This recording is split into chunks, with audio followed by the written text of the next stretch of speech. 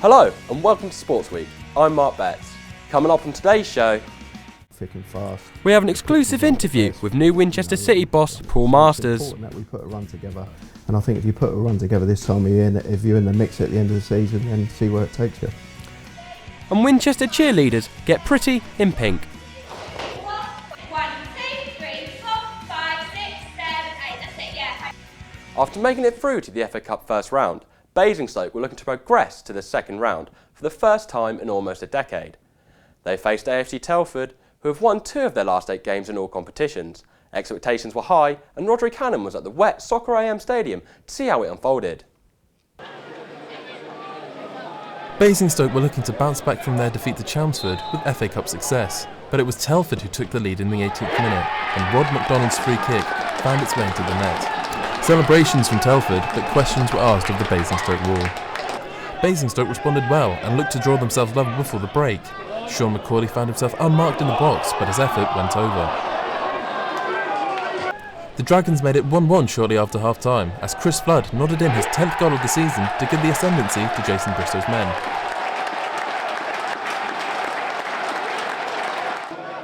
As the conditions worsened, chances started to flow.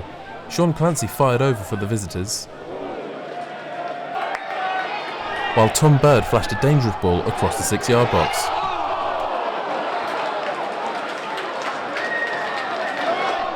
In stoppage time, Louis Saws had the chance to send the Conference South leaders into the second round, but his powerful effort went wide.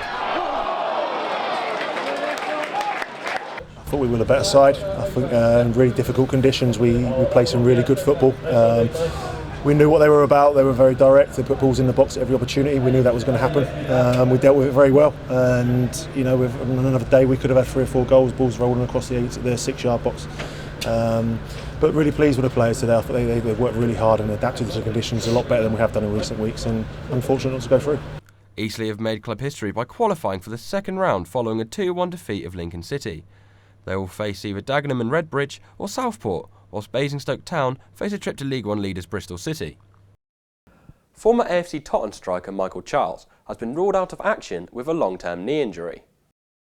Charles, who now plays his football with Met Police FC, confirmed on his Twitter page that he had suffered an anterior cruciate ligament injury and would require surgery. The striker, who also played for Hampshire clubs Farnborough and Basingstoke, played a pivotal role in the A.F.C. Totton's FA Cup run in the 2011-2012 season, where they reached the second round proper of the competition before being beaten 6-1 by Football League side Bristol Rovers. New Winchester City manager Paul Masters has had a mixed start to life as the Citizens' boss. Ross Perkins sat down with him to find out what lies ahead for the season. Paul Masters has been in charge of Winchester City for just under a month. In that time he has continued to steady the ship, with the club still harbouring hopes of promotion from the Wessex Premier Division. I sat down with Paul to ask him how he's found things at the Denplan City ground. How delighted are you to be sitting here as Winchester City manager? Obviously, I'm happy when the opportunity comes to manage a club. It's a big club with big expectations, so yeah, I was really happy to take the job. The club is going strong at the moment, top half of the table. How well can they do this season? For me, it's an important time of the year. I've stressed that to the players. I think this time of year games will come thick and fast. The pitches aren't the best, and so it's important that we put a run together. And I think if you put a run together this time of year, if you're in the mix at the end of the season, then see where it takes you. So what is the goal for the club this season? The goal is to win the next football match and carry on winning the next football match and see where it takes us. We've got a decent squad and we hope to be in the mix at the end of the season. The Hampshire FA are taking part in a nationwide campaign to promote breast cancer awareness by getting clubs to wear pink. The University of Winchester's Cheerleading Society have joined in with this, and Amy Catlin went to find out more. Winchester University's Cheerleading Society showed their support for Pink Friday by wearing pink outfits in training sessions. The campaign supports and raises awareness for charity Breast Cancer Care. We first heard about the Pink campaign through a couple of our athletes suggesting maybe the Pink campaign was something that we could do, especially during October. We're hoping to do a lot more and carry it on throughout the year, so we might be doing some bake sales or fun runs or just anything so we can get involved. Breast Cancer Care have been named the FA's official partner from 2014 to 2016. The campaign was set up by the FA for the county division staff to host a Pink Friday day and dress up in pink.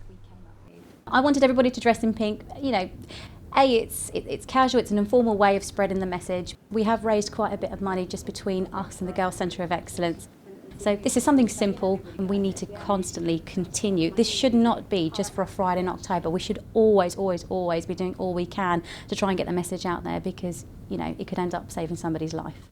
And I really hope that we will continue as a county to get something up and running. Hampshire FA are hopeful for the county to continue to support breast cancer care for the next 2 years. Amy Catlin, Winchester News Online. That's all from sports this week, but for more award-winning news, sports and features, head over to winol.co.uk. Goodbye.